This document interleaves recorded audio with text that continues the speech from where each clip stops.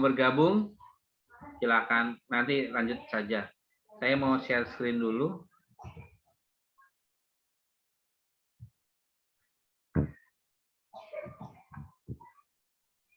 Kelihatan jelas? Belum.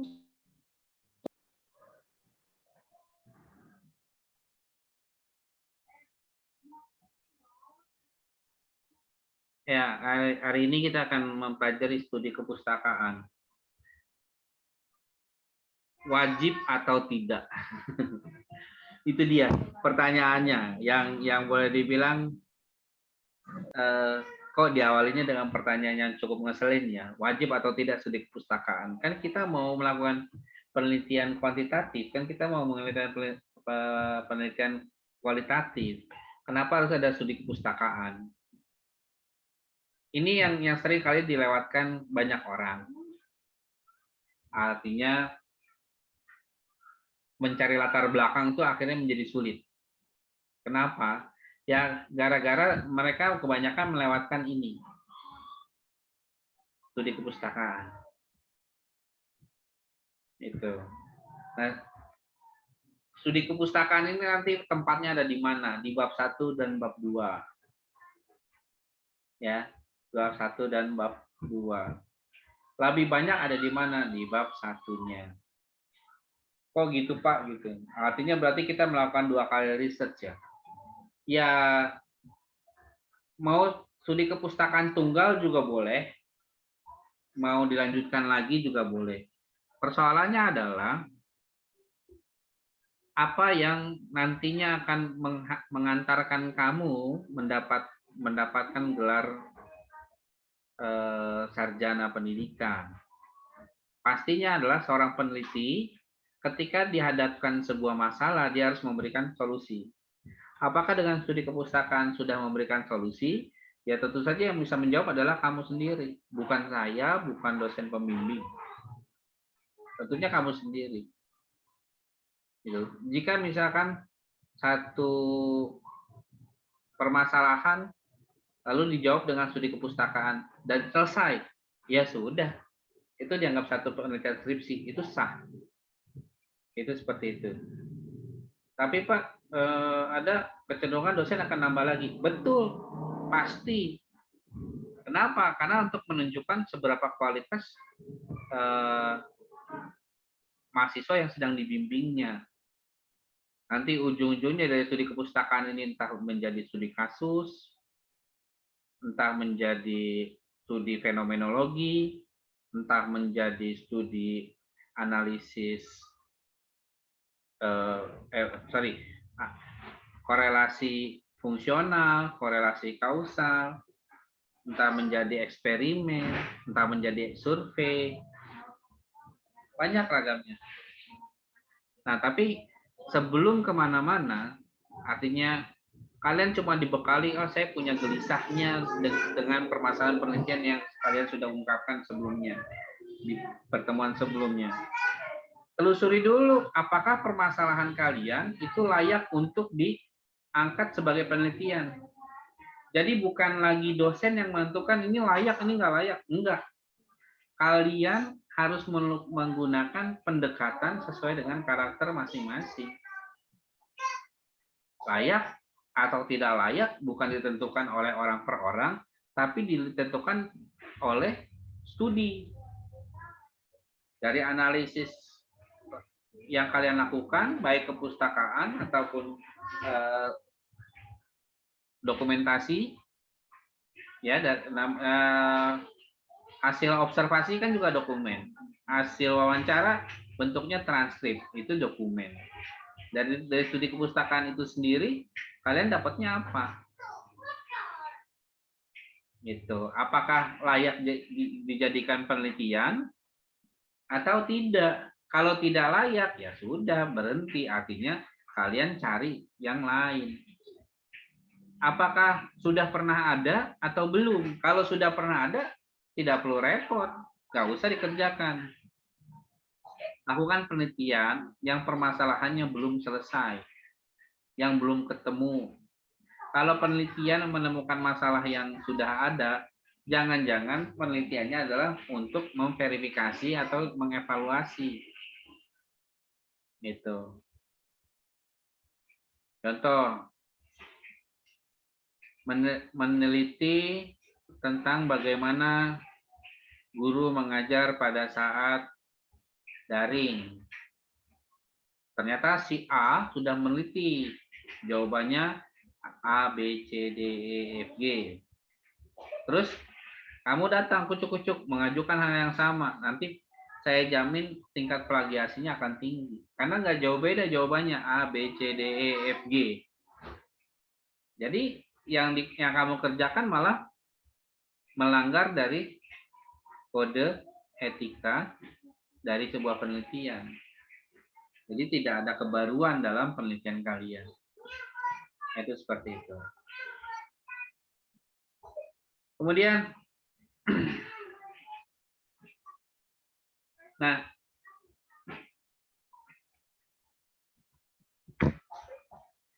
dalam studi kepustakaan itu kadang-kadang kita bingung, Pak, ini sebenarnya studi kepustakaan atau studi literatur? Beda ya, tolong dibedakan. Studi literatur itu apa yang kalian kerjakan nanti di bab 2. Mungkin pernah mendengar seperti ini. Saya coba tuliskan sebuah judul.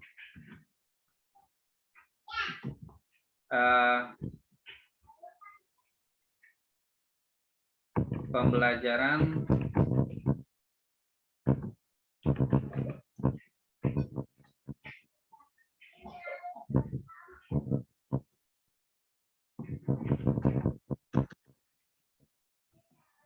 misal judulnya pendek. Kalau studi kepustakaan dia akan menjawab bagaimana pembelajaran itu berlangsung.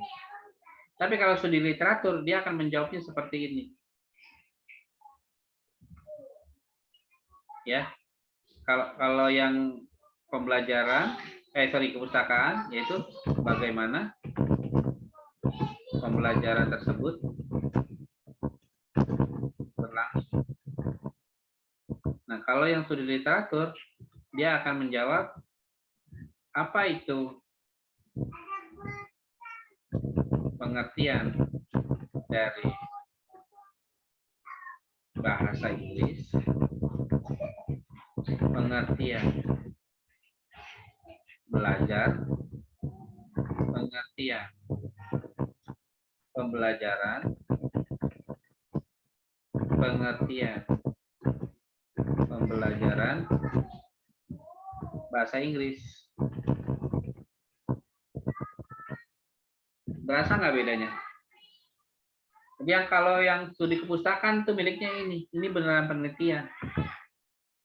Ini bisa dilakukan dengan studi pustaka karena membaca dokumen, gitu. Mengirimkan dokumen yang ada atau dari sejumlah koran-koran boleh, ini boleh.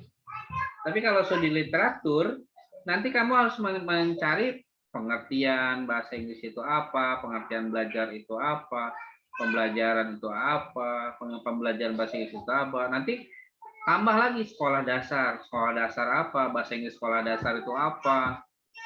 Gitu. Jadi studi literatur tuh nggak jauh beda dengan apa yang kalian akan kerjakan di bab 2 nanti. Gitu. Sementara kalau studi kepustakaan dia include di sini. Tapi studi kepustakaan ini memiliki ini sebagai awal, ini hasilnya. Ya. Jadi kalau di studi kepustakaan ini dianggapnya sebagai sebuah metode khusus, metode penelitian khusus, ini jawaban dari studi kepustakaan. Nah, artinya bab 1 kamu kerjakan lewat studi kepustakaan, menemukan latar belakang, akhirnya bisa merumuskan masalah. Jawaban dari studi kepustakaan ini adalah di bab 2, hasil dari studi literatur. Ini studi literatur ini adalah bab 4-nya studi kepustakaan. Sampai sini bisa saya tahan dulu nih. Ada yang miss atau bagaimana?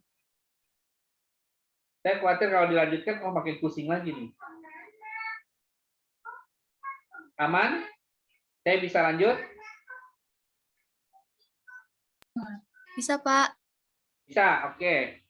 Jadi saya anggap paham semua ya. Bagus kalau paham semua.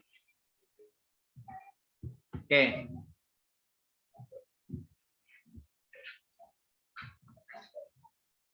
Kalau pengertian sebenarnya bisa dibaca. Nah, yang saya perlu highlight adalah ini.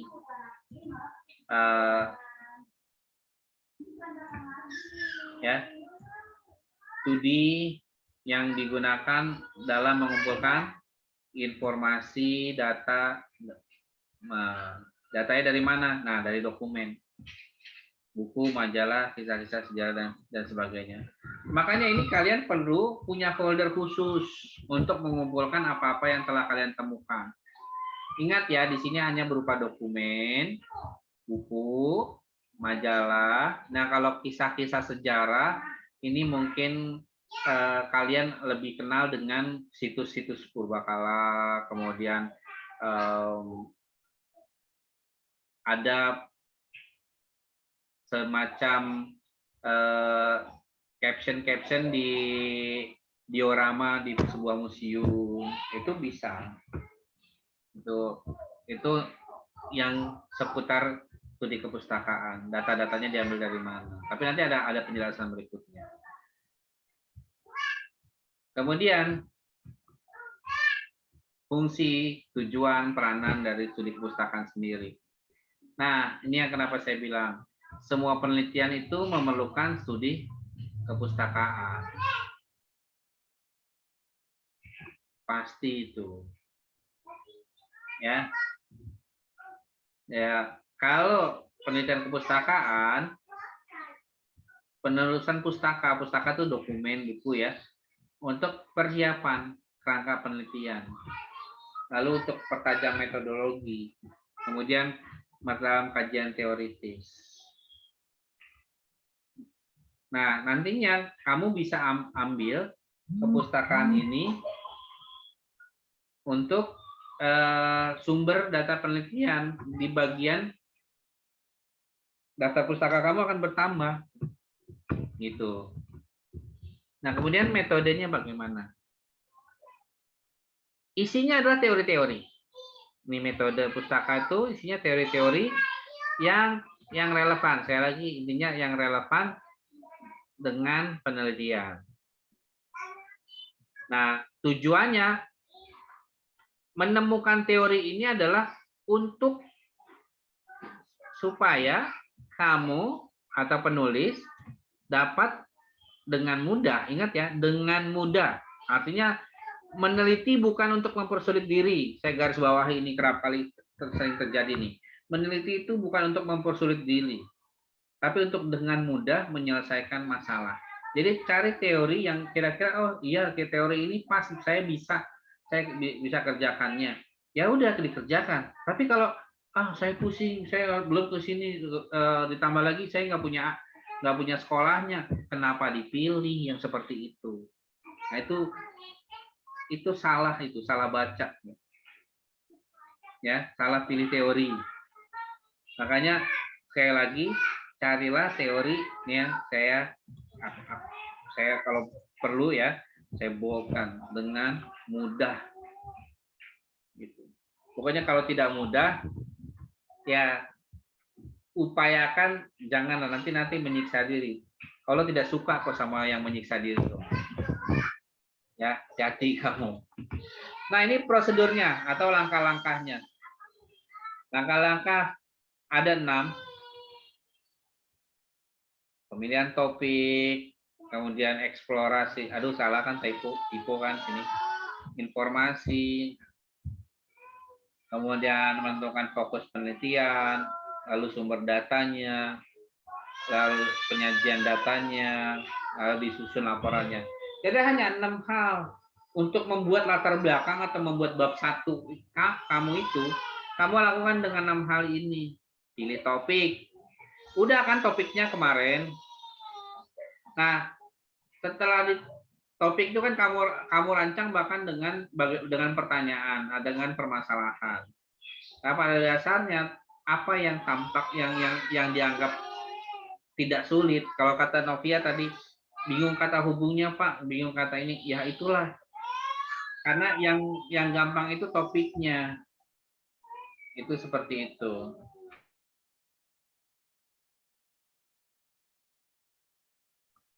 Oke, lanjut.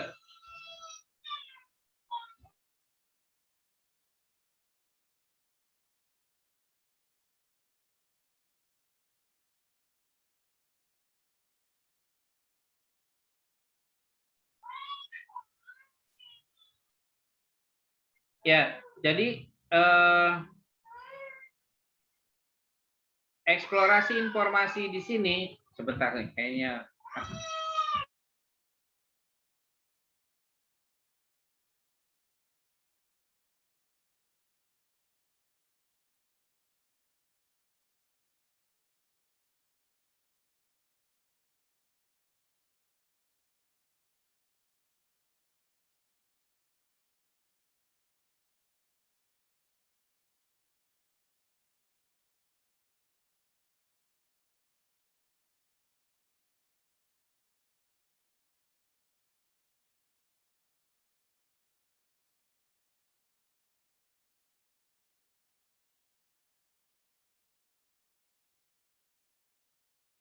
bentar ya, saya off cam dulu, mudah-mudahan share screen saya masih kelihatan.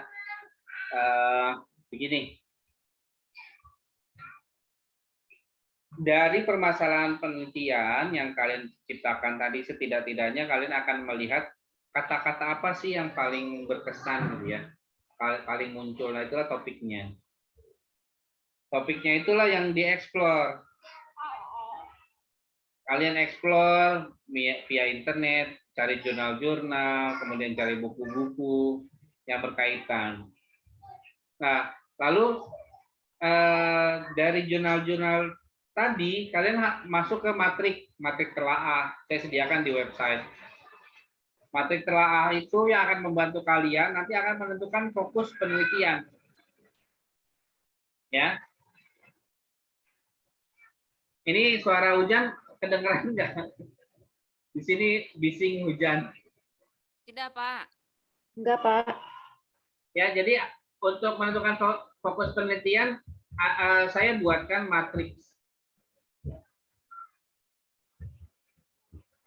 telaah. Kenapa saya batasi hanya pada riset, khususnya yang jurnal-jurnal, karena kalau jurnal artikel ilmiah itu biasanya ada kebaruan dan dibatasi hingga ada yang kebijakan 5 tahun terakhir, ada kebijakan 10 tahun terakhir.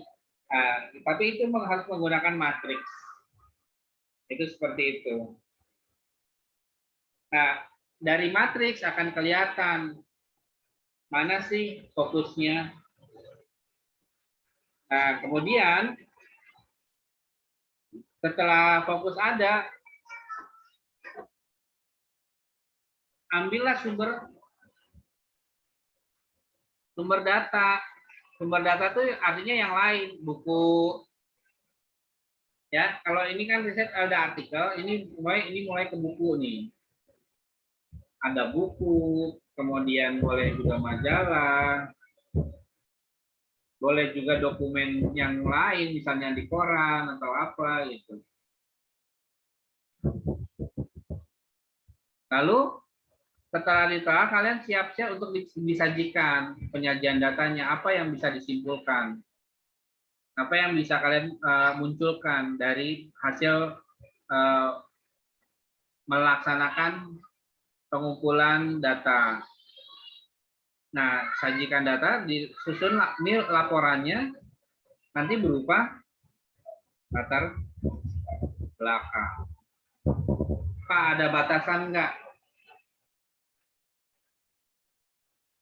Untuk menyusun latar belakang, silakan cari semampunya. Pak, mampunya cuma satu. Ya, kalau mampu cuma satu, khawatir malah yang ada kamu tidak terbiasa membandingkan. kasihlah batas minimal diri sendiri, mau berapa, 3 boleh, 2 boleh, gitu. Pak, kalau memang tidak ada, hanya cuma satu perujukannya, ya sudah itu terpaksa karena keadaan kan, bukan berarti karena eh, kecenderungan kamu untuk tidak tidak mau menambah, tapi karena memang terpaksa karena referensinya yang ditemukan hanya satu gitu, atau bahkan tidak ada. Apakah pernah kejadian? Pernah. Penelitian baru belum pernah ada, akhirnya latar belakangnya hanya berupa dari baca di koran, kemudian referensi majalah. Jadi materi telah riset ini tidak dilakukan. Gitu. Artinya fleksibel di sini di prosedurnya. Kalau selanjutnya, nah ini penjelasan aja. Saya mau skip. Ini juga skip. Nah, sumber data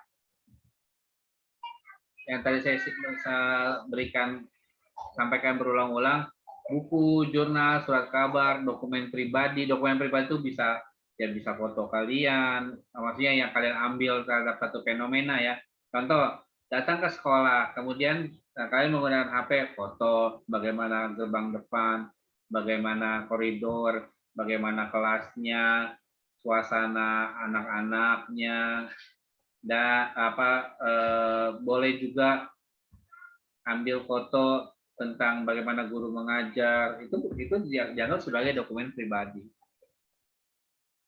Ya, dan dokumen lain tuh misalnya yang dokumen sekolah, kan di ruang guru biasanya terpampang ada statistik anak, itu seperti itu.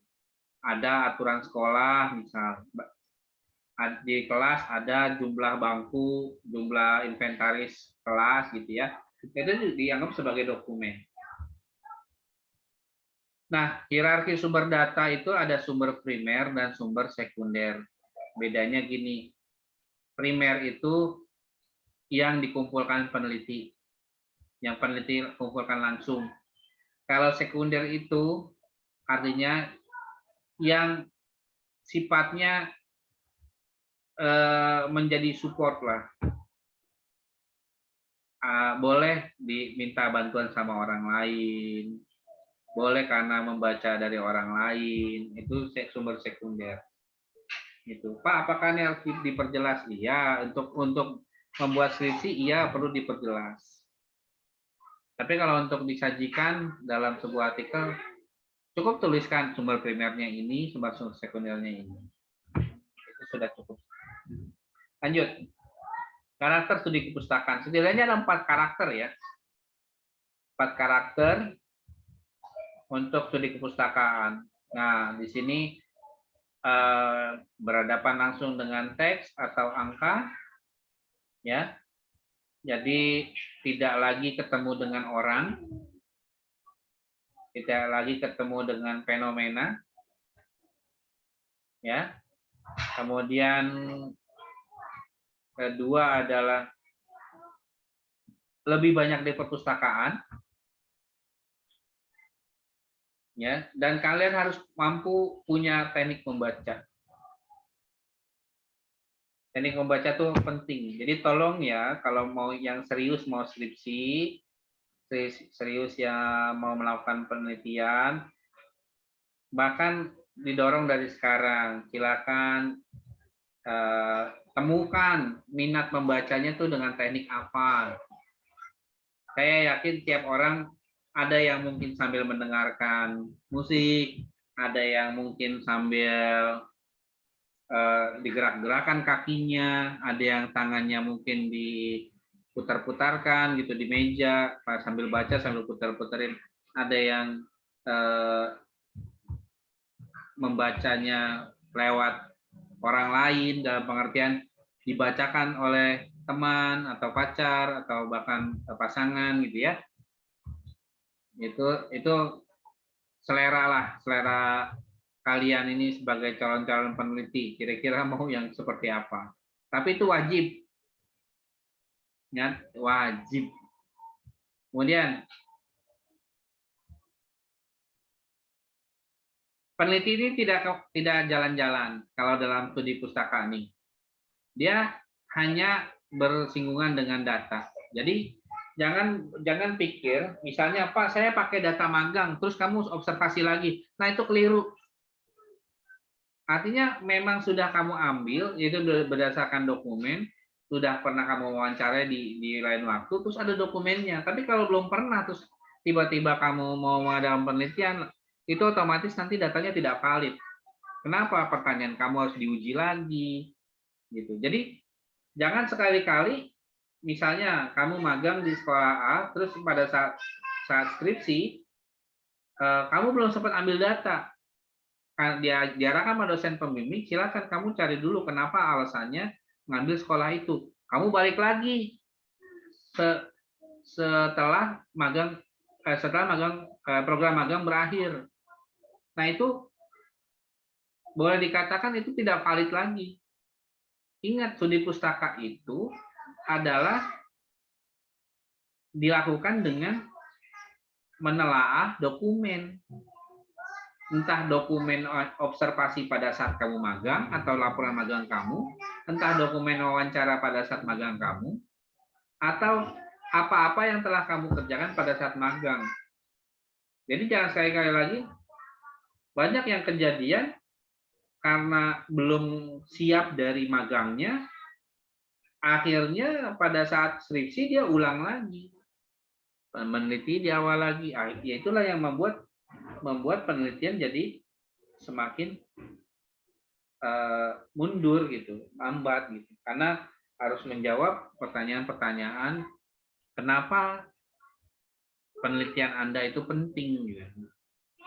Nah, dengan kata lain, kalian belum siap dengan dokumen-dokumen untuk meneliti. Jadi perlu pada saat nanti magang ya, atau sekarang yang semester 7 yang sedang siap-siap mau magang, lakukanlah pencarian-pencarian itu dari sekarang. Entah berguna atau tidak gitu ya, tapi lakukan dari sekarang. Supaya apa? Nanti ke depan kalian bisa langsung penyusunan bab 1, bab 2, bab 3, sempro. Lalu turun lagi ke lapangan untuk yang kedua kalinya. Itu seperti itu. Setelah sempro. Oke, lanjut. Nah, pengumpulan data itu punya tekniknya, yaitu ada 3, edit, kemudian di organizing. Aja di kelompok-kelompokin tuh. Ini data, misalnya, ini data RPP. Ya, dia diedit nih.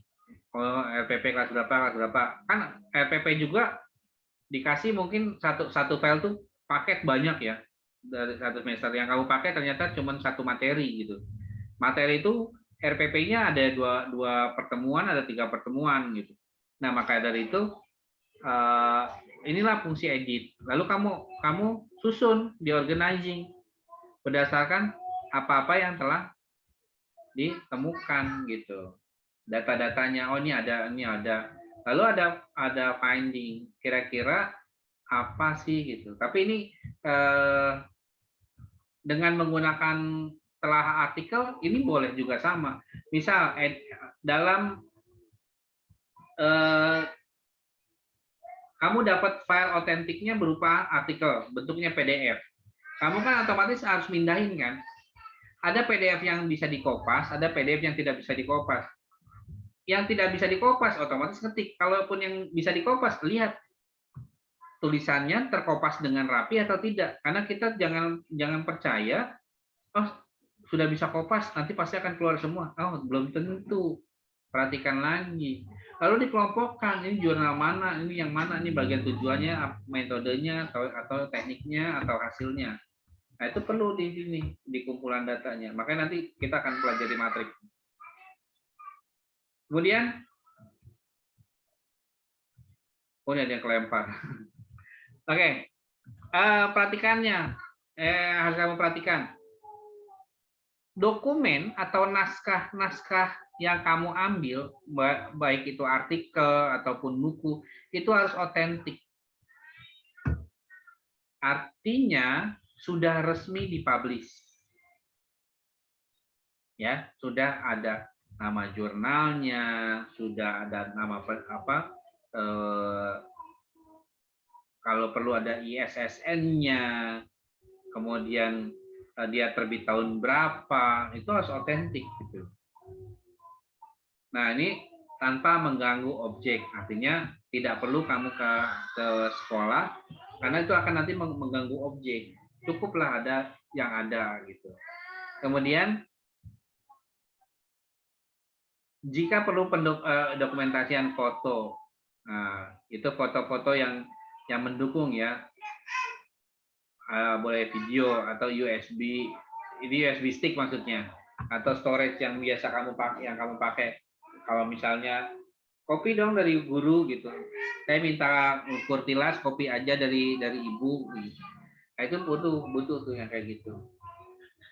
Nah, kemudian hasilnya itu untuk dicek datanya sudah lengkap atau ada yang tersisa atau belum gitu. Dan ingat, tidak ada pekerjaan yang instan. Bahkan mie instan sekalipun harus direbus dulu. Sebelum direbus juga harus dibuka. Coba aja masukin dalam bungkus-bungkusnya. Saya jamin susah makannya karena sekalipun matang di dalam nggak bisa dimakan. Masa ia makan pakai plastik? Kan nggak mungkin juga, ya. Kecuali berani untuk makan plastik. Kan lumayan tuh, tanah aja butuh 50 tahun dan itu belum terurai, apalagi perut ya. Nah, potensi penelitian kepustakaan. Karena kepustakaan ini nantinya kalian akan mengarah pada 3 hal ini. Kalian ini nanti masuk ke arah mana? Apakah jadi penelitian deskriptif, penelitian eksplanasi, atau penelitian eksplorasi? Penelitian deskriptif ini ada penjelasannya. Nah, mengenai gambaran tentang ciri-ciri gejala yang diteliti, mengungkapkan suatu masalah dan keadaan sebagaimana adanya. Artinya tidak diubah-ubah. Ya, saya tandai di sini sebagaimana adanya. Hati-hati nih, biasanya kalau orang yang kuantitatif kadang-kadang iseng. Tidak semua kuantitatif pakai deskripsi ya. Pun kalau ada yang harus terpaksa deskripsi, jangan diubah-ubah datanya. Kalau misalkan disebutkan dari survei pada kelas 5D ini ya. Survei yang dilakukan pada kelas 5D terhadap pangeran, ternyata 50% menyatakan pangeran ganteng. 20% memilih tidak menjawab. 30%-nya tidak masuk. Wah, udah itu kesimpulan. Ingat ya, tetap ganteng kan artinya. 50% yang tetap ganteng. Udah, itu seperti itu. Artinya sebagaimana adanya. Pak, bagaimana kan nanti ada nilai yang harus dikejar. Ya, kalau penelitian itu boleh salah atau boleh tidak terbukti, tapi tidak ada penelitian yang bohong. Dengan kata lain, salah dalam melakukan penelitian itu sah dan Anda bisa lulus, tapi kalau bohong itu menodai keilmiahan pendidikan, keilmiahan sebuah penelitian. Bahkan boleh jadi menjadi dianggap sebuah cacat dalam pendidikan. Nanti hukumannya akan lebih berat. Jadi lebih baik dianggap penelitiannya salah, nangis-nangis gitu ya, karena salah, ketimbang berbohong demi menjadikan penelitian kamu menjadi benar gitu. Contoh, kamu melakukan survei Ciawi misal. Ternyata menurut kamu di Ciawi itu populasi perempuan lebih banyak ketimbang laki-laki. Padahal kamu cuma baca di ini saja di mana? Di websitenya punya kabupaten. Nah, itu kan artinya tidak terbukti kan? Nah, maka harus dilakukan penelitian, benar nggak sih? Benar nggak sih? Nah, itu jadi tolonglah, udah keliru, kemudian maksa lagi supaya orang percaya kalau itu benar gitu. Itu lebih parah lagi. Jadi tolong ya, ini saya ingatkan, untuk penelitian deskriptif wajib menyampaikan sebagaimana adanya. Ingat, wajib. Pak, apakah penelitian deskriptif itu nama? Iya, pasti. Ini deskriptif itu cara penyampaian kamu dalam cara penulisan kamu di dalam skripsi maupun artikel. Penelitian eksplanasi. Nah, eksplanasi itu adalah mengungkap secara detail masalah yang dibahas. Nah, kan tadi kan ada ini kan si Adi demen babi itu kan. Ini pertanyaan-pertanyaan yang menjadi wajib adalah what, kemudian why. Eksplanasi itu nggak jauh dari what-nya atau why-nya. Kenapa? Apa sih? Terus kenapa? Apa fenomenanya? Fenomenanya ternyata PGSD banyak perempuan. Kenapa? Kenapa banyak perempuan? Nah, itulah nanti kamu bahas secara mendalam dan dengan rinci, menjawab ini loh fenomena di PGSD bahwasanya laki-laki sedikit dibanding perempuan. Kenapa? Jelaskan. Karena perempuan lebih dibutuhkan. Karena perempuan punya pendekatan khusus ke banyak. Nah, disitulah akhirnya ada yang disebut laki-laki tidak suka atau laki-laki tidak diperkenankan mengajar anak-anak. Ya, itu terserah gitu. Kalau memang ada sumbernya dituliskan. Nah, terakhir adalah penelitian eksplorasi. Nah, penelitian eksplorasi ini boleh dibilang ini sangat dihindari ya oleh banyak orang. Kenapa? Dianggap sulit. Padahal penelitian ini cuma menjawab apa, kenapa, bagaimana. Gitu. Jadi ya misalnya lanjut yang seperti tadi ya. Laki-laki sedikit di PGSD. Mengapa? Karena ini. Ya bagaimana solusinya? Gitu.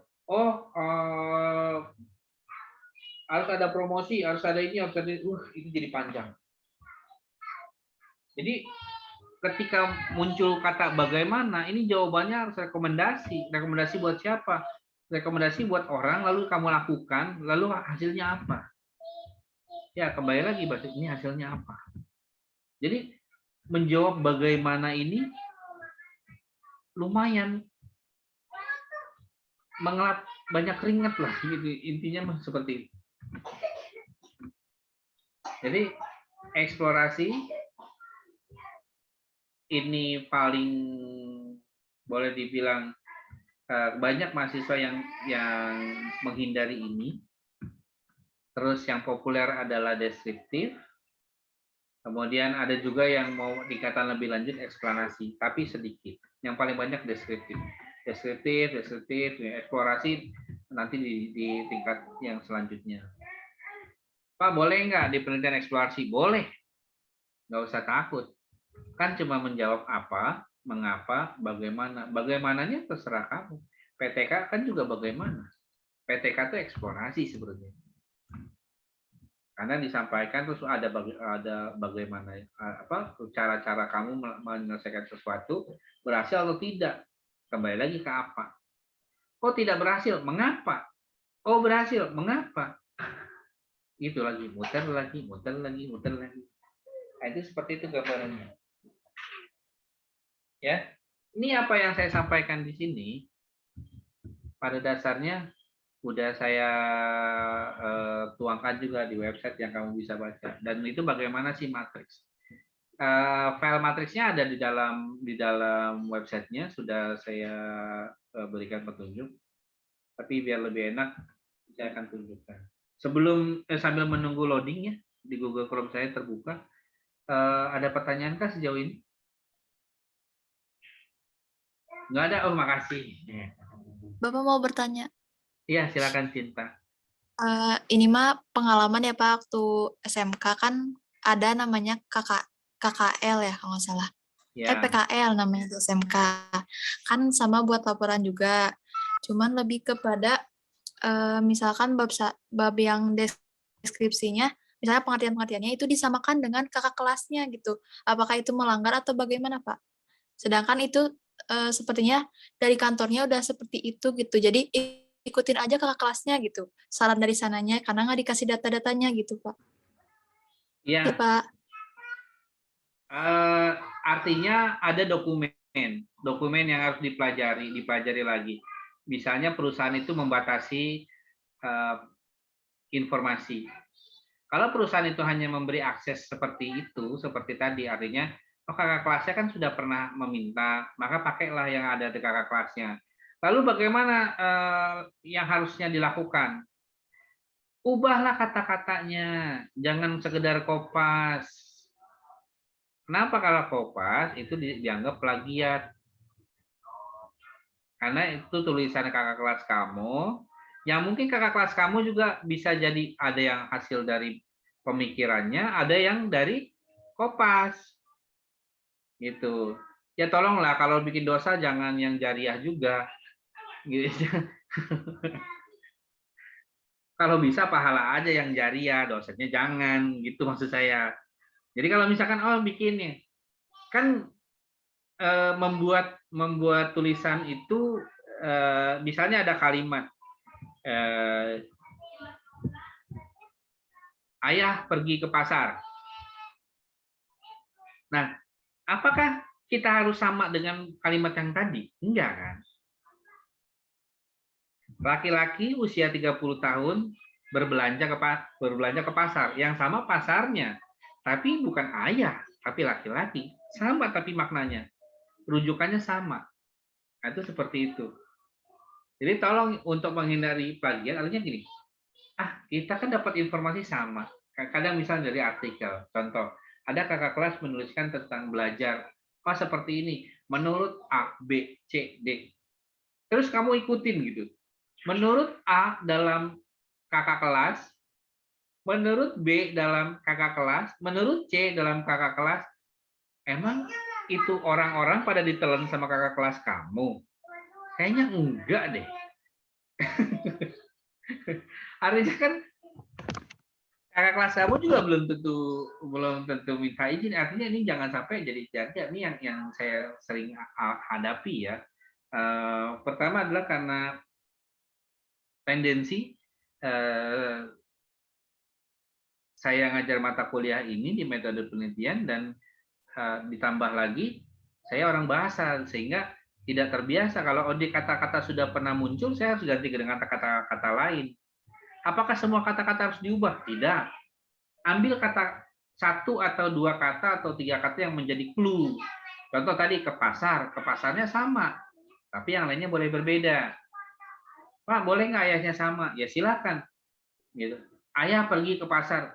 Pergi itu kan banyak, bisa belanja, bisa ternyata ngejemput ibu, gitu kan? Entah ibunya ke pasar duluan, pada saat ayah tertidur terus di WA, tolong jemput aku jam 8. Set, dijemputlah jam 9. Kesel tuh itu ya. Kamu ya, aku pesenin dari WA gitu kan. Nah, itu apa ya? Artinya apa yang disampaikan oleh penulis maka harus terhindar dari tindakan plagiarisme. Itu seperti itu. Oke, ada lagi nggak? Baik, Pak. Terima kasih. Bapak, Yo, apa Nov? berarti kalau misalnya kita mau, kan biasanya di pengertian itu kita kumpulin data-data ya, pengertian menurut ini gitu. Tapi kalau pengertiannya itu di bukunya seperti itu, kita harus ganti gitu kata-katanya ya, jangan sama persis gitu. Apa harus sama persis gimana, Pak? Ya, ini menjadi persoalan umum sebenarnya. Misalnya saya mengeluarkan statement bahwasanya orang gemuk itu seksi, gitu. Itu menghindari ini ya pemahaman orang-orang tentang oh yang seksi itu seperti ini. Saya bilang orang gemuk itu seksi. Nah, terus dikutiplah menurut Fahri orang gemuk itu seksi. Itu kan nggak jauh beda kamu ambil kata-kata dia dalam tulisan kamu supaya banyakin tulisan kamu. Akhirnya ujung-ujungnya tindakannya adalah ya udah kata kamu ngomong apa saya tulisin ulang, kamu ngomong tulisin ulang. Terus itu isi skripsi kamu yang kata-kata kamunya yang mana? Kebanyakan menurut. Nah, bagaimana caranya? Tulislah apa yang kamu pahami dari pengertian si A. Misalnya tadi kamu bilang pendidikan adalah proses dari tidak tahu menjadi tahu. Itu kan kata si A. Terus apa yang kamu pahami dari pengertian itu? Itulah yang kamu tulis. Lalu di ujungnya ditulis landasan kamu menulis itu adalah dari mengutip punya si A. Jadi si A-nya tidak hilang. Apa yang kamu pahami dari membaca si A. Itu seperti itu. Pak. Oke. Oh iya. Nanti Bapak, kan kalau di pengertian itu suka ada konstruk gitu ya di akhirnya gitu. Iya, kan nih begini ya. Ini tolong ya dibedakan antara pengertian dengan definisi. Kalau definisi sah menuliskan apa yang nyata-nyatanya tertulis. Kalau pengertian kata dasarnya adalah mengerti, yaitu sudah proses pemahaman. Jadi apa yang kamu pahami itulah pengertian. Tapi kalau definisi ya mutlak, tidak boleh diubah. Definisi pendidikan menurut Ki Hajar Dewantara itu mutlak, tidak boleh diubah. Tapi ketika disebutnya kamu judulnya pengertian belajar, maka murni di bawahnya adalah tidak boleh ada kata-kata orang lain. Harus kata-kata yang kamu pahami. Itu yang disebut pengertian. Makanya jarang sekali di deskripsi itu di bab 2 tulisannya definisi. Kenapa? Pasti dosennya akan menyarankan jangan seperti ini. Tapi tetap saja karena mungkin ada 2 dosennya, akhirnya mahasiswa daripada pusingnya saya ikuti dosen yang mendukung saya. Kan itu seringkali terjadi gitu. Si A merepotkan saya, si B tidak merepotkan. Ya udah saya ikut yang tidak merepotkan saja. Yang penting nanti ketika ditanya kenapa tidak diubah, kan si Bapak ini mendukung saya, Pak gitu. Tapi tolong ya itu ketika dapat 2 pembimbing dosen, kedua-duanya harus ditempatkan pada posisinya. Dia memberi masukan itu sudah memberi sebagian waktunya untuk memikirkan apa yang kamu teliti. Yang belum tentu juga berdampak pada dirinya. Itu seperti itu. Jadi tolong kita pahami dari katanya, istilah yang kamu tuliskan. Pengertiankah atau definisi? Rata-rata mulai dari pengertian, pembelajaran, pengertian ini. Murni semuanya tidak ada kata-kata kamu. Pak, harus mengutip, harus. Yang dikutip juga apa yang orang lain katakan, tapi dituliskan lewat gaya kamu berbicara dalam bahasa tulisan. Itu seperti itu. Ada lagi pertanyaannya? Nggak ada? Kalau nggak ada, ini saya nggak tahu nih udah ada yang buka website atau belum. Yang pasti saya akan tunjukkan di mana dan bagaimana menggunakan telaah. Jadi setelah ini kamu akan menelaah untuk membuat studi pustaka. Siap-siap ya, studi pustaka. Nah, kan enak tuh. Kalau masuk Mitra Palupi itu halaman pertama selalu yang cantik-cantik.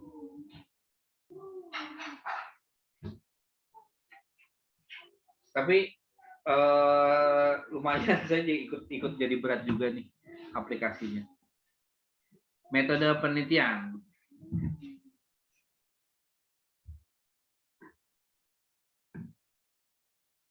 Memang harus semakin ke sini harus diperbaharui laptopnya.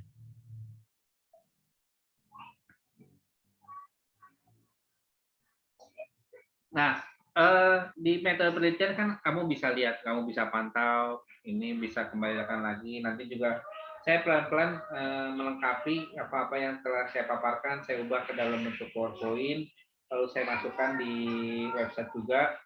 Karena begini ekspektasinya, kalau kamu lupa, semester depan mungkin kamu harus ingat-ingat lagi, kamu bisa kembali. Jadi ada dua hal. Mungkin kamu rapi dalam melampirkan, tapi boleh jadi kalau tiba-tiba ada virus, mungkin ada mungkin dapat rezeki laptopnya berubah sehingga apa yang kamu simpan sebelumnya lupa kamu ambil. Nah, makanya saya taruhkan di website. Nanti juga akan saya udah lobby, akhirnya saya dapat satu saluran lagi untuk meletakkan buku-buku. Tapi pelan ya, gitu. Karena saya juga sedang meraba-raba website yang dikasih. Jadi bagian dari Mitra Palupi juga hanya saja isinya beragam tentang buku-buku semua. Seperti itu.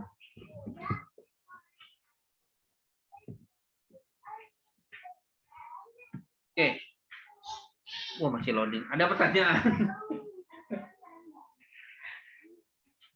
Bapak, Ya. kalau misalnya kan kalau di buku itu si penulisnya itu suka mengutip lagi dari buku lain gitu. Nah, cara kita menuliskan di artikel kita gimana nanti misalnya? Itu adalah trik. Kita kalau mau Untuk kamu tanya, itu trik sebenarnya. Jadi gini, uniknya studi pustaka adalah ini di recording lagi. Jadi gini, kan kita kadang-kadang mungkin nggak ketemu bukunya ya. Jadi meneliti studi pustaka selain nyari di Google Scholar mungkin ya, kita lihat dibaca artikelnya. Setelah dibaca artikel dia mengutip si A misal. Lalu lihat di daftar pustakanya ada nggak? Nah, daftar pustakanya kita bisa contek. Jadi kamu mengutip dua tempat, mengutip yang artikelnya, misalnya sebut saja namanya Indah gitu ya. Si yang menulis artikel itu kamu baca artikelnya Indah, dia mengutip perkataannya Junet. Artinya Junet ada di dalam daftar pustakanya Indah dong. Nah, kamu sudah menghemat. Kamu boleh taruh di kutipan, mengutip dari Junet. Jadi dua pakai tandanya tanda seperti ini. Nanti ada di halaman misalnya titik. Jadi, tahu gitu ya. Kamu pertama mengutip dari si Indah di tahun 2012 20, titik koma, kamu ngutip dari si Junet di tahun 2019. Jadi di 2 kutipan. Daftar pustakanya udah langsung 2. Itu begitu. Ini, aduh ini saya record ya. Udahlah nggak apa-apa lah. Berarti dari dua orang gitu ya Pak dituliskan? Iya dari 2 orang. Nanti di daftar pustakanya ini. Otomatis ada 2. Ada 2. Kamu nanti Indah 2020 misalnya pendidikan. Ya, gitu kan. Terus nanti satu lagi Junet. Gitu di daftar di 2019. Terus pendidikan pembelajaran misalnya. Judulnya yang lain. Itu seperti itu. Makanya ya inilah dibilang serunya melakukan penelitian tuh ada beberapa hal yang bisa kamu kerjakan gitu. Ya. Aduh, saya harusnya ngomong gimana ya? Udahlah, ini buat kamu lah, nggak apa-apa. Ini strategi saya, trik saya supaya kan saya harus banyak membaca. Jadi dari 25 artikel yang saya baca, kenapa bisa nambah banyak? Ya karena begini. Gitu. Oh, ini saya membaca ini. Oke, saya tulis dengan bahasa saya ya. Dengan bahasa saya atas perkataan Junet yang ditulis oleh Indah. Terus saya memahami dari Indah dan Junet, kan gitu. Jadi dua-duanya dituliskan. Dengan kata lain, ini apa? Oh, bahwasanya kalimat ini terinspirasi dari kutipannya Indah di artikel Indah dan Junet pada artikel Junet. Ya, nanti kalau misalnya oh ternyata teman kamu mau juga, ya nanti akan tambah. Gitu. Menjadi kelanjutannya. Indah 2020, Juni 2019, terus ada kamu misalnya Novia di 2022. Kan kamu skripsi 2022 ya ntar ya. Nah itu kayak gitu. So, keren. Adik kelas kamu nih nanti. Kata Novia 2022, kata Indah 2020, kata Junet 2019. Wah, itu begitu kurang lebih. Oke, lanjut. Kita ngapain sih di website ini? Nah, studi kepustakaan. Saya lupa. Ini juga harus pelajari lagi.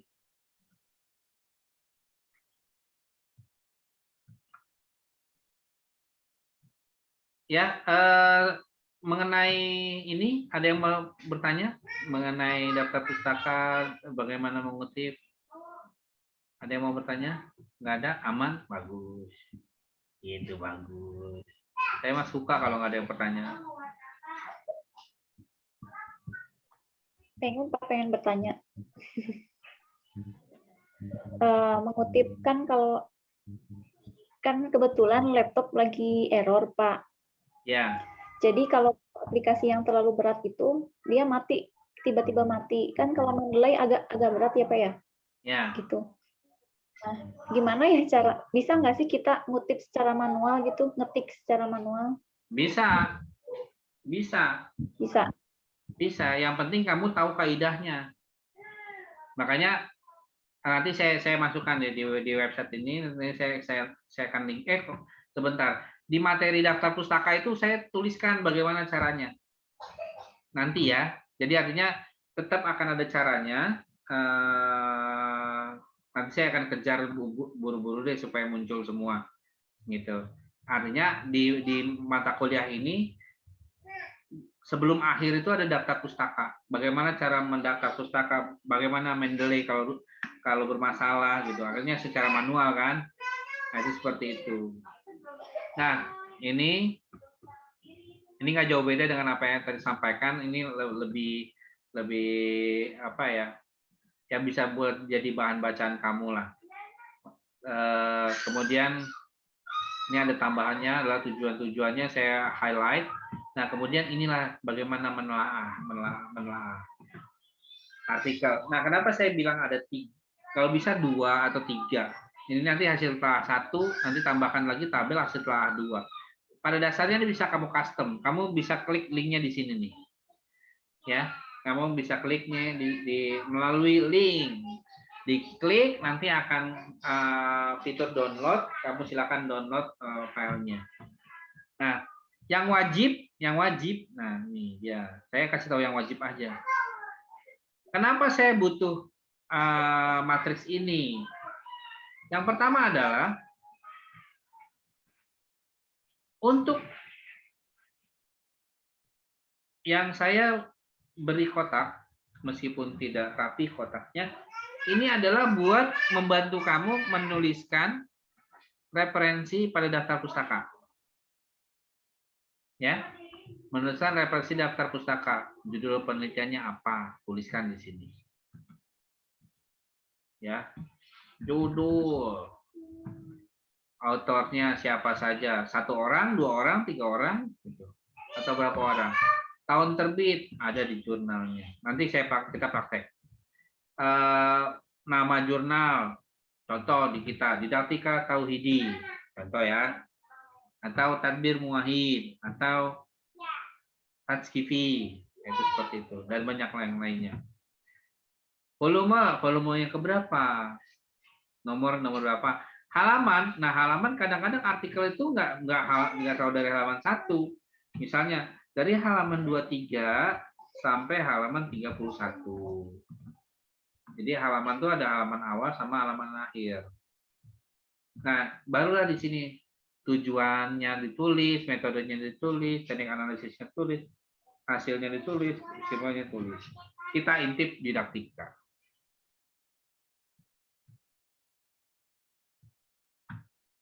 Kan mungkin kalau teori males ya, kita sambil buka aja didaktika.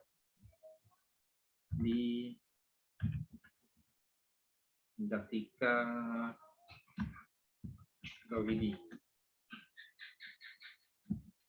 Ada nggak sih? Nah, ini dia.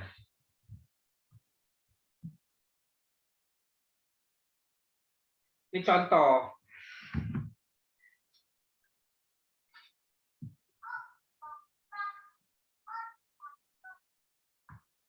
Kita ambil satu artikel.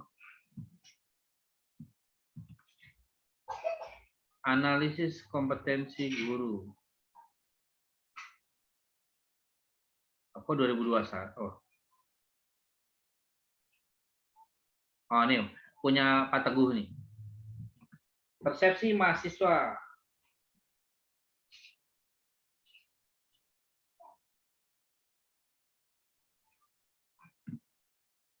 Kita lihat.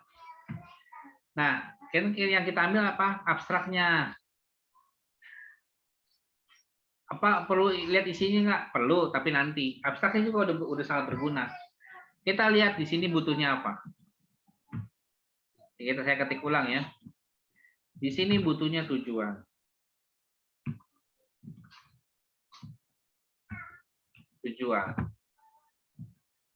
Lalu metode. Teknik analisis. Hasil kesimpulan. Pak, masa cuma ngeliat abstrak bisa? Bisa, itulah. Kalau sama saya pengennya langsung aja selesai gitu. Nggak usah lama-lama. Ya, ini kan abstrak nih dari pendidikan sampai dengan mahasiswa. Lihat tujuannya yang mana. Ya. Di sini pendidikan dilihat aja kalau ada kata tujuan. Kalau nggak ada kata tujuannya, nah oleh karena itu mahasiswa perlu memahami. Jadi saya highlight nih. Saya garis warna merah ya, ini tujuan. Oke, kotakin aja deh.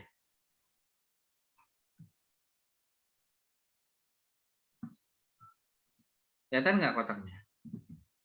Nah, ini yang warna ungu, ini tujuan. Metode menggunakan dengan metode studi kasus. Metode. Ini tinggal dikopas. Tapi dengan edit tentunya. Ini kan saya pakai ginian biar kelihatan oleh kamu gitu. Terus teknik analisis. Ini metode udah ya warna merah ya. Teknik analisis kita ganti warna kuning. Di mana mengungkapkan data dikumpulkan. Nah, melalui nah ini ternyata tidak ada teknik analisis, tapi ada teknik pengumpulan data. Tuh, ini tidak ada teknik analisis. Kalau tidak ada teknik analisis, berarti di dalamnya berharap ada gitu ya. Kalau tidak ada bagaimana? Nah, ini disebut dengan artikel yang seharusnya tidak terbit.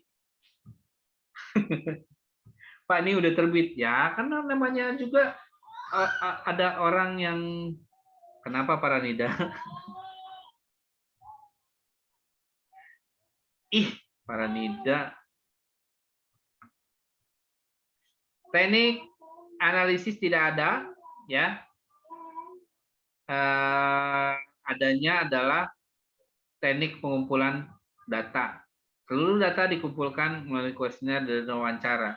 Adanya teknik pengumpulan data. Saya tandai hijau aja.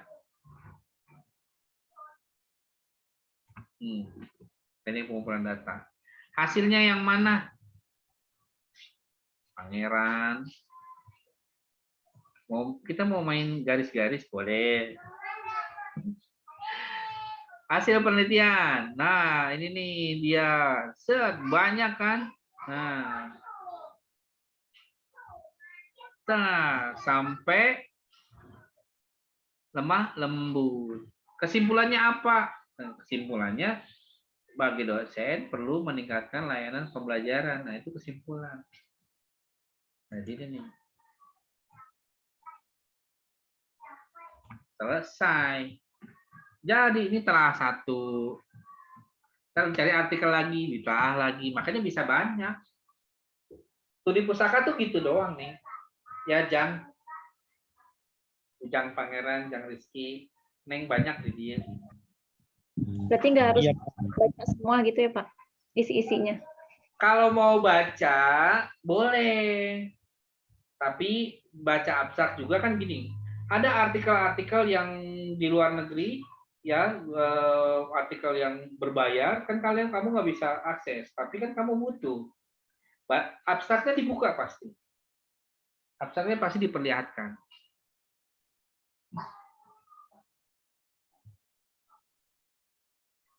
Berarti ini untuk menjaga yang seperti Bapak tadi sebutkan itu ya Pak?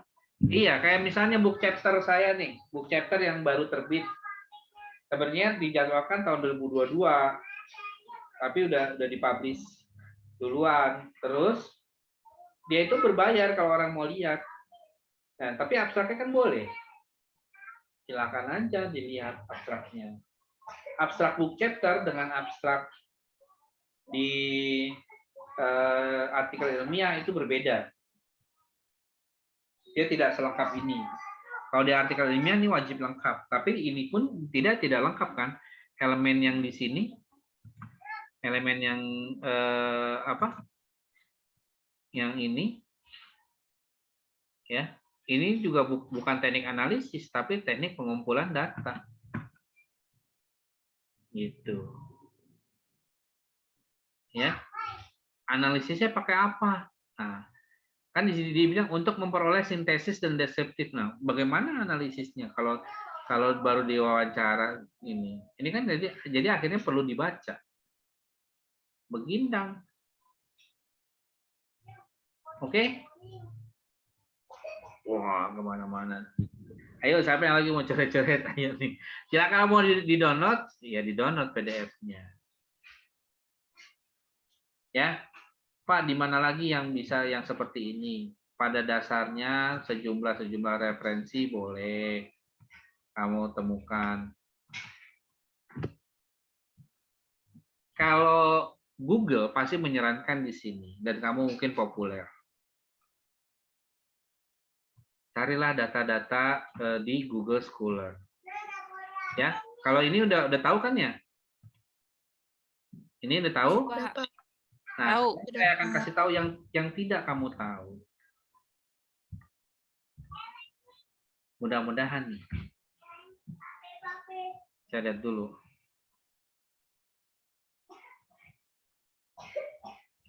Saya lupa juga itunya.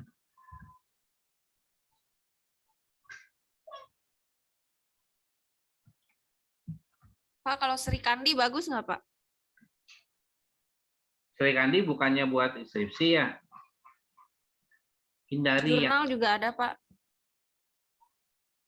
Tapi nggak tahu deh ada apa enggak gitu. Nanti kita Yang kita carinya. Ya, maksudnya ada beberapa situs yang tolong kamu catat dulu dari mananya. Itu seperti itu. Nih dia nih. Ini biang ini. Dokumennya ada berapa? Lihat.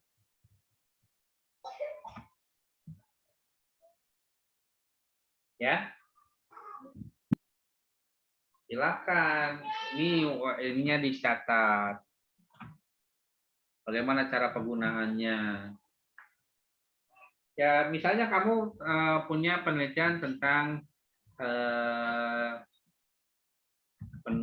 inovasi pendidikan. Ingat ya, tidak semua kalimat atau tidak semua yang dalam pertanyaan penelitian itu kamu cari di lewat sini. Hanya dibatasi pada 2-3 kata saja. 2-3 kata saja.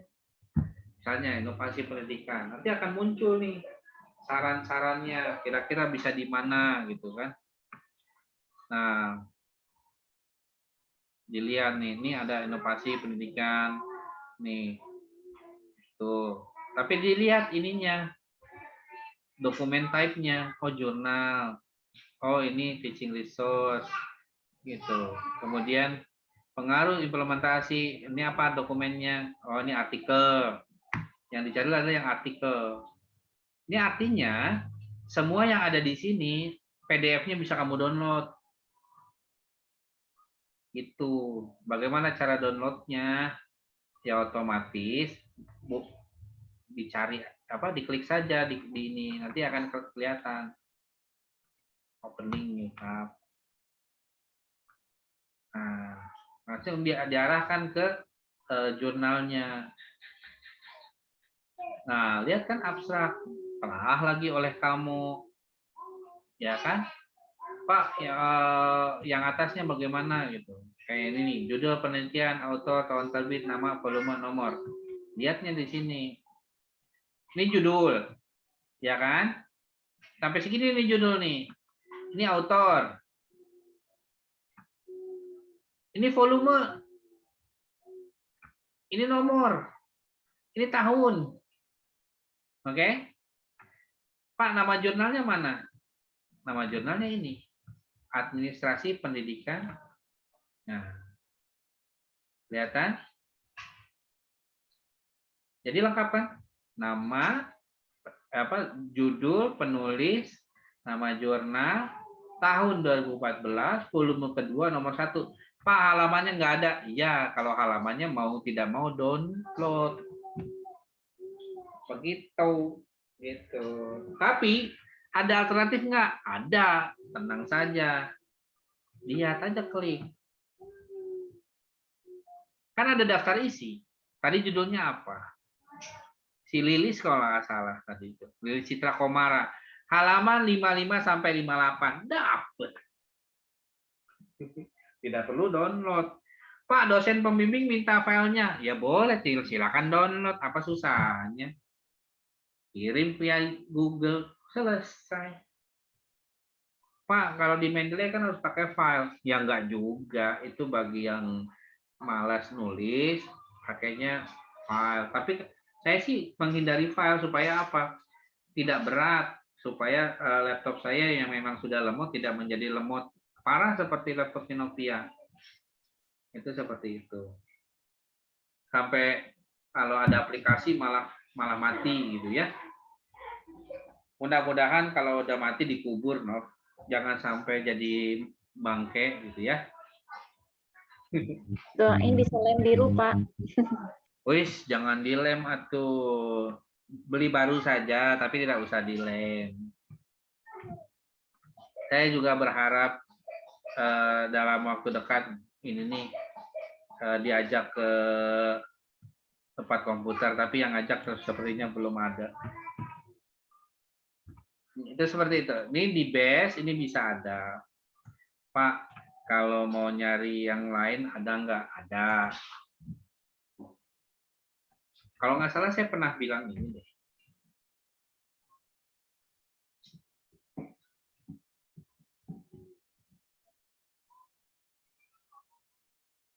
Ya. Ini gimana cara nyarinya? Ah, ini lebih enak lagi.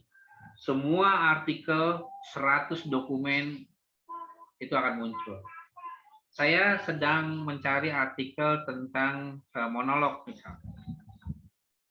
Monolog teater. Udah, enter. Kita tunggu saja.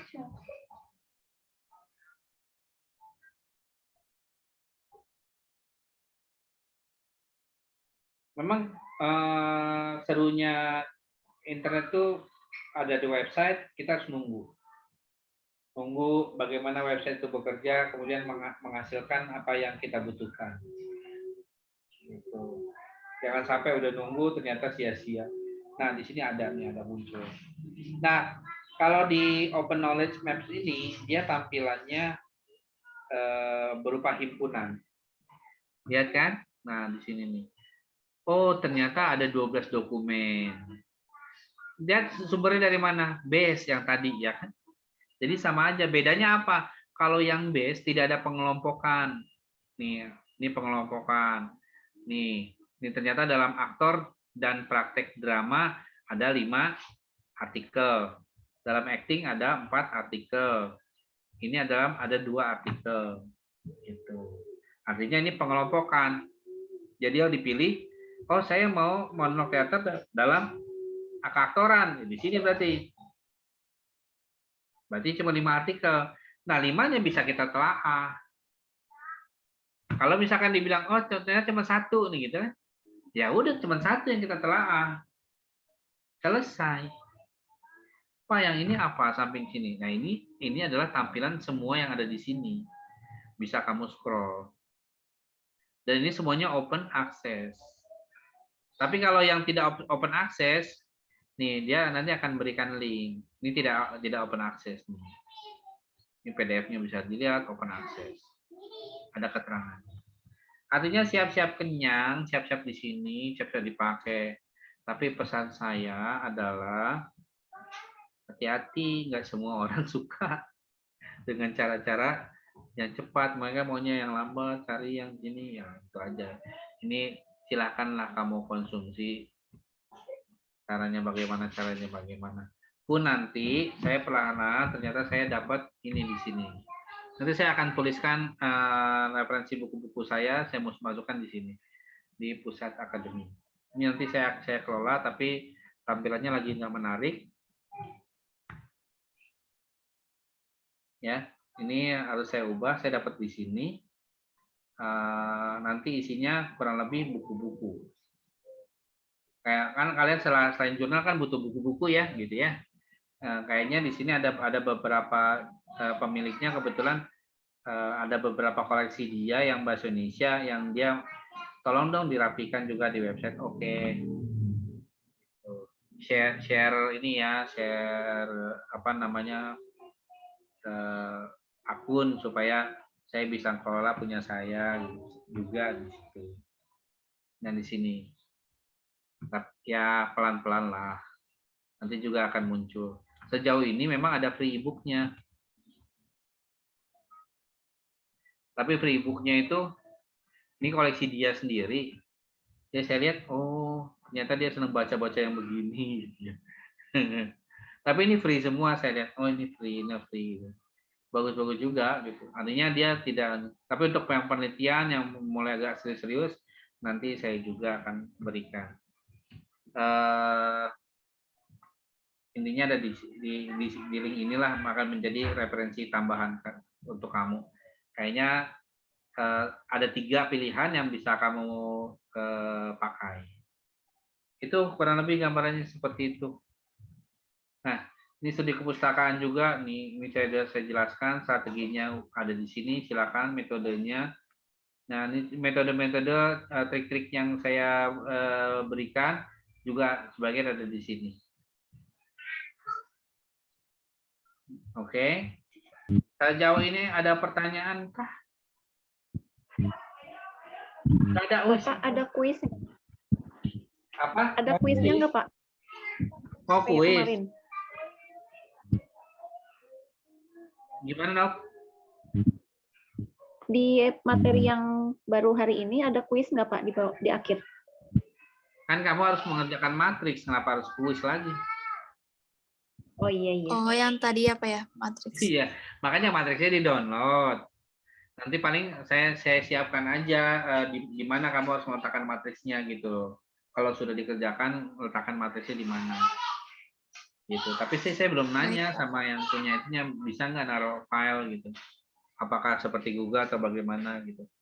Hemat saya sih paling lihat dari ini kamu, dari Google Drive kamu gitu. Tapi disisipkan link biar menyangkutnya ke saya.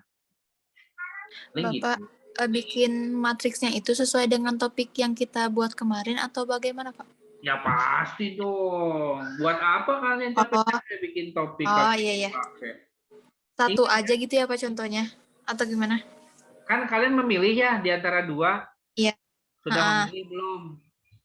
Udah udah ada nih, Pak. Berarti bikin matriksnya, literaturnya tentang satu materi itu aja kan ya? Dari satu jurnal juga berarti, Pak?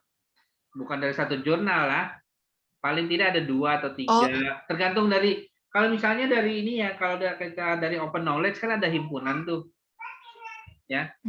Kalau himpunan kan kelihatan ada berapa banyak. Gitu. Sebanyak-banyaknya mungkin ya, Pak, untuk memenuhi ini. Hemat saya begini, kan dibatasi 2 sampai 3 kata. Misalnya, Cinta misalnya apa? Topiknya apa?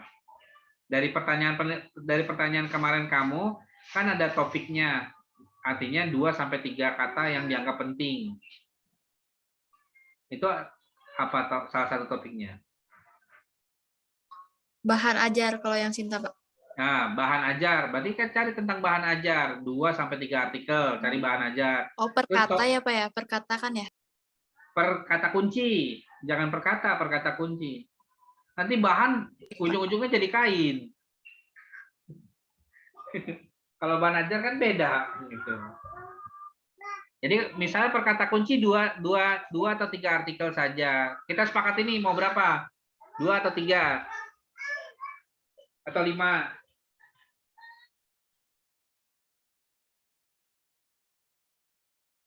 Tiga keberatan nggak? Enggak lah, coba kopas, edit sedikit. Iya, boleh Pak, 3. Ya, 3 per kata kunci ya. Jadi kamu buat telaahnya 3 per kata kunci. Oke? Nggak usah kuis lagi. Kerjakan, sudah mulai mengerjakan. Kecuali kalau misalkan ada menanyakan pemahaman, nanti biasanya di pertemuan berikutnya tuh. Karena metode penelitian banyak, nanti ada metode penelitian kuisnya per metode. Makanya agak berat. Yang dikerjakan sesuai dengan metode yang kamu akan pilih. Misalnya ada 10 metode, ada 10 kuis. Itu tidak semuanya harus kamu kerjakan. Pilih yang sesuai dengan metodenya. Misalnya tadi metodenya ternyata studi kasus, berarti kerjakan kuis yang studi kasus saja. Itu seperti itu. Oke? Tapi itu nanti saya jelaskan lagi. Sekarang sampai dengan 2 pekan nih, 2 pekan. Silakan bikin matriks telaah riset. Oke? Aman? Baik, Pak. Paham, Bukannya 2 pekan ya? Baik, Pak. Kok baik-baik aja, orang cukup atau tidak? Baik. Cukup, Pak. Bapak, mungkin nanti kalau ada pertanyaan lagi, mau menyusul lewat chat ya Pak ya di WhatsApp. Boleh, silakan. Udah nih aman, nggak ada pertanyaan? Aduh, ini enak nih. Soalnya udah maghrib Pak. Iya memang, tapi kan kita 7 menit lagi sebenarnya, nggak apa-apa lah. Nanti nyusul ya Pak ya. Apanya tuh? Kalau ada yang ingin ditanyakan bisa nyusul gitu ke WA Boleh, pribadi. kalaupun mau ada yang sekarang nggak apa-apa. Saya masih tunggu 2 menit lagi lah. Kalau ada kita udahan. Mudah-mudahan tidak ada, nanti menyusul aja. Ya, terima kasih. Kita ketemu lagi di pertemuan selanjutnya. Mudah-mudahan offline. Assalamualaikum warahmatullahi wabarakatuh.